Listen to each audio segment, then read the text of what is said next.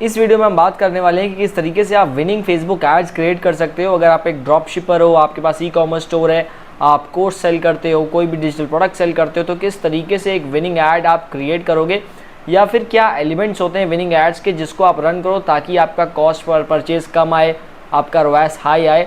अगर आप ये सारी चीज़ें चाहते हो तो मेक श्योर कि आप इस वीडियो को एंड तक देखो, और अगर आपने चैनल को सब्सक्राइब नहीं किया है तो make sure that you subscribe the channel, ताकि आगे भी आपको इस तरीके की वीडियोस मिलती रहे। चलते हैं लैपटॉप स्क्रीन पर और मैं वहाँ पर आपको दिखाता हूँ प्रॉपर तरीके से कि क्या चीज़ें बहुत ज़्यादा ज़रूरी है एक विनिंग ऐड को क्रिएट करने के लिए। तो विनिंग फेसबुक एड्स बनाने का ये सिंपल से 3 वेज है।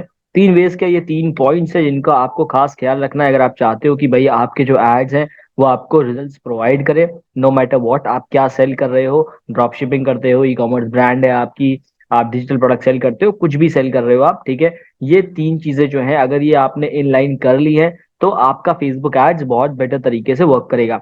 यहाँ पर आप लोग देख रहे होगे कि मैंने कहीं टारगेटिंग मेंशन नहीं की है, कहीं कोई स्ट्रैटेजी मेंशन नहीं की है, क्योंकि उसकी जरूरत ही नहीं है अभी, ठीक है। ये 3 चीजें हैं, इन 3 चीजों पे आप जितना ज्यादा फोकस करोगे उतना ज्यादा बेटर आपके रिजल्ट्स हो जाएंगे, ठीक है। टारगेटिंग आपको और ज्यादा इसमें इनहेंसमेंट ला सकती है, लेकिन अगर आप ये 3 चीजें फॉलो करते हो और टारगेटिंग में आप अच्छे नहीं भी हो तो भी आपको रिजल्ट मिलने के चांसेस बढ़ जाते हैं, ठीक है।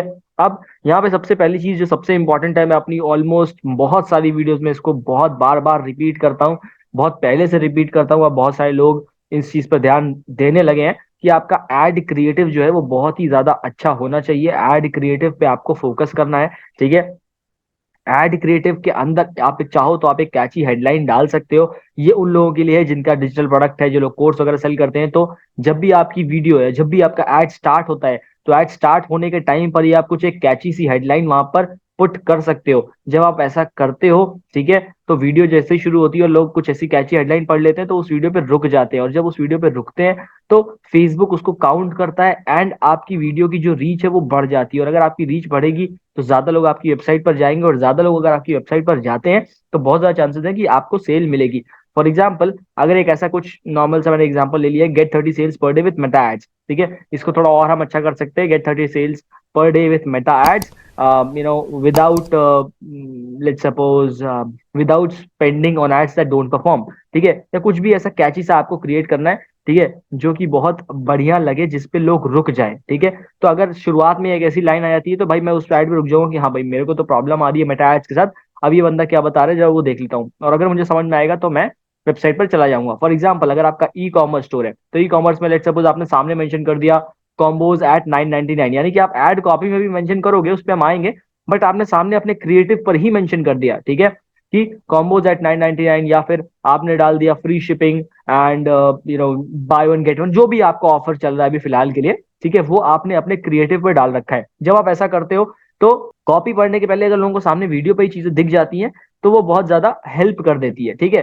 तो ये चीज एक रही बात। देन रील्स अभी के टाइम पे काफी अच्छा वर्क कर रही है। भाई देखो, अगर आप ऐसा सोच रहे हो कि आप रील्स नहीं बना सकते तो भाई ऐसा नहीं है, आप कुछ भी कर सकते हो, ठीक है। कुछ ज्यादा नहीं होता, किसी भी इन्फ्लुएंसर को भेज दो अपना प्रोडक्ट, वो बनाकर दे देगा फ्री में, बार्टर कर लो उसके साथ, ठीक है, तो आपकी रील बन जाएगी। रील्स अभी बहुत अच्छा वर्क कर रही है। बाकी जो चीजें हैं, इमेजेस कैरोसेल, उन पे क्या है, सीपीसी काफी हाई आ रहा है, ठीक है। तो आप अगर वो चीज इस्तेमाल करते हो और आप 1000 रुपए पर डे का एड रन करते हो, अगर आपका सीपीसी मान लो 10-12 रुपए आ जाता है, तो यार केवल 100 लोग आपकी वेबसाइट पर जाएंगे, और 100 लोग अगर केवल वेबसाइट पर जा रहे हैं तो बहुत ज्यादा सेल आप एक्सपेक्ट नहीं कर सकते, ठीक है। कुछ लोगों को छोड़ दे तो, जहां पर कुछ ऐसे प्रोडक्ट हैं जो बहुत ज्यादा भयंकर बिकते हैं लेकिन उनका आरटीओ बहुत भयंकर ही होता है, ठीक है। तो रील्स अभी के टाइम पे काफी अच्छा चल रही है, तो अगर आप भी रील्स का इस्तेमाल करोगे तो बहुत बेटर रहेगा आपके लिए। जब भी आप अपने एड्स को रन करने जा रहे हो तो प्रॉपर मार्केट रिसर्च करिए, सर्च करिए कि आपके कॉम्पिटिटर कौन है और वो किस तरीके के एड्स रन कर रहे हैं, ठीक है, और उनके कौन से ऐसे ऐड हैं जो बहुत टाइम से रन कर रहे हैं। आप उसको जब सर्च करोगे, रिसर्च करोगे उनके बारे में, तो आपको चीजें समझ में आएंगी कि क्या चीजें चल रही हैं, ठीक है। और जब आपको वो चीज पता चलती है तो उसके हिसाब से आप अपने एड्स को बनाने लगते हो, उसके हिसाब से अपनी कॉपीज को लिखते हो, ताकि आप ज्यादा से ज्यादा लोगों तक पहुंच पाओ और ज्यादा से ज्यादा आपको सेल मिले, ठीक है।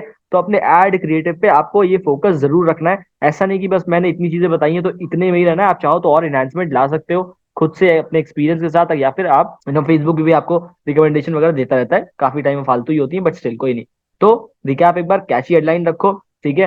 रील्स अभी के टाइम पे काम कर रही है, उनका इस्तेमाल करो, प्रॉपर मार्केट रिसर्च करो, ये बहुत इंपॉर्टेंट चीज है। लोग इसको मिस करते हैं, उन्हें लगता है क्या है, बोरिंग सा काम है क्या मार्केट रिसर्च, हम तो जो मन में आएगा चला देंगे, तो ऐसा नहीं करना है। एक बार देख लो कि भाई आपका जो अच्छा कॉम्पिटिटर है, जो आपसे अच्छा है, जो आपसे बढ़िया कर रहा है, वो क्या रन कर रहा है, कैसे रन कर रहा है, एंड उसके साथ फिर आप आगे जाओ। ठीक है।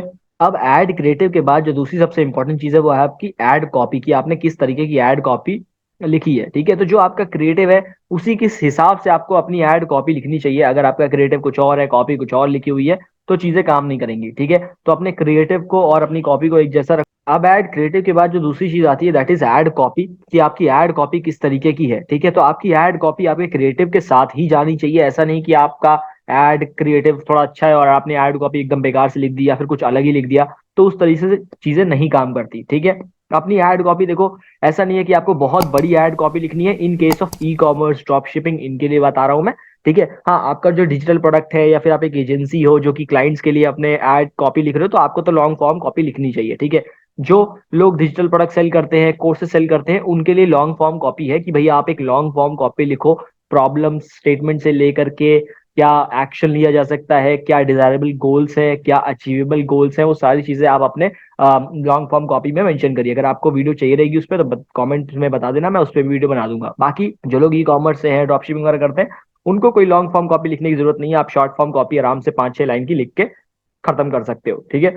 अब यहाँ पर एक जो चीज है जो दोनों के लिए काम करेगी, जो आपके डिजिटल प्रोडक्ट वाले हैं या ई कॉमर्स वाले हैं, वो ये कि भैया आपकी जो कॉपी है उसके अंदर कीवर्ड्स इस्तेमाल करिए। ठीक है।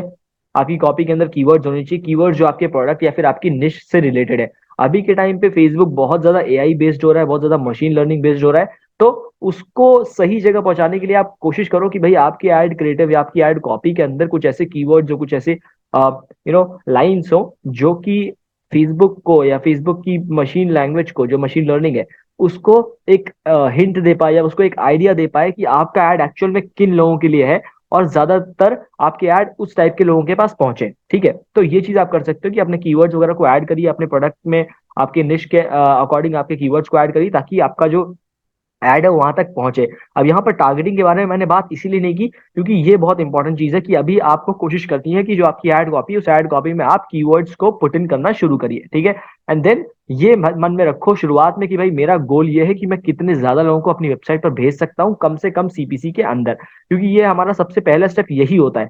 अगर हमारे वेबसाइट पे लोग ही नहीं जा रहे, हमारी सीपीसी बहुत हाई आ रही है, तो भाई आप कुछ भी कर लो, कितना भी अच्छा प्रोडक्ट बना लो, कितना भी अच्छा ऑफर लगा लो, आपको सेल या आपको लीड्स नहीं मिलने वाली। तो मेक श्योर कि आपको कम से कम सीपीसी में आपको ज्यादा से ज्यादा लोग वहां पर पहुंचे। ठीक है। तो ये हुई आपकी एड कॉपी की बात कि आपको किस तरीके से एड कॉपी में काम करना है। देन ये दो चीजें जब हो जाती हैं आपके फेसबुक लेवल पे, तो आता है आपका लैंडिंग पेज या फिर प्रोडक्ट पेज का लेवल, जो कि बहुत इंपॉर्टेंट है। अब आप लोगों को कहाँ पर लैंड करा रहे हो, वो भी बहुत क्रूशल चीज है। कि आपने मान लो कि एड रन कर रखा है लेकिन लोग गलत जगह पे लैंड कर रहे हैं, मतलब वहां पे लोगों को लैंड करना नहीं चाहिए बट लोग वहां पर लैंड कर रहे हैं, तो दिक्कत हो जाएगी। तो ई कॉमर्स ड्रॉप शिपर्स में ऐसा है कि ड्रॉप शिपिंग में अगर एक आपका सिंगल प्रोडक्ट है तो आपको वही प्रोडक्ट पेज पे ही लैंड कराना है।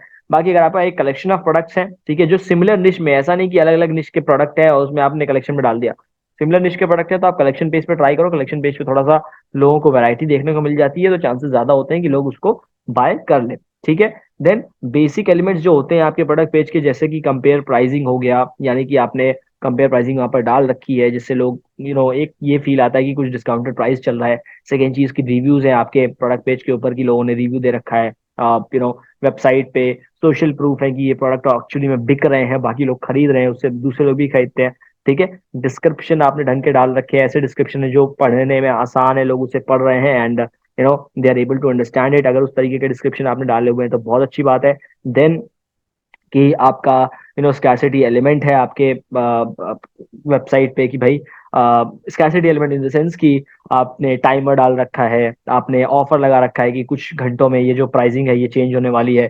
ठीक है। तो इस तरीके की जो चीजें, ये आपको थोड़ा ध्यान में रखना है कि आपको ये सब रहे आपके लैंडिंग पेज पे, आपके प्रोडक्ट पेज पे, ताकि जो कन्वर्जन रेट है वो हमारा बढ़े। अगर हमने हमारी एड क्रिएटिव और एड कॉपी पे बहुत बढ़िया काम किया है, जिसकी वजह से हमारा सीपीसी बढ़ गया है, ठीक है, यानी कि cost per purchase, sorry cost per purchase कम, कॉस्ट पर क्लिक कम हो गया है, तो उससे ज्यादा लोग हमारी लैंडिंग पेज पर जा रहे हैं। अब अगर ज्यादा लोग हमारे लैंडिंग पेज पर जा रहे हैं तो हमारा फोकस ये रहेगा कि हमारा कन्वर्जन रेट हाई रहे, ताकि जो ज्यादा लोग हमारे लैंडिंग पेज पर आए हैं वो कन्वर्ट हो जाएं। ठीक है। तो ये तीन मेन चीजें हैं जिन पे आपको ध्यान रखना है। बाकी कोई भी डाउट अगर आपको अभी है तो आप नीचे कमेंट सेक्शन में बताओ, आपका डाउट मैं क्लियर करता हूँ। बाकी अगर आपको किसी और चीज़ पे वीडियो चाहिए, किसी अलग टॉपिक पे, Shopify, drop shipping, e commerce, कुछ भी, तो आप मुझसे नीचे कमेंट सेक्शन में पूछ सकते हो, मैं आपके लिए उस पर भी वीडियो बना दूंगा। बाकी मिलते हैं अपनी अगली वीडियो में, तब तक के लिए धन्यवाद।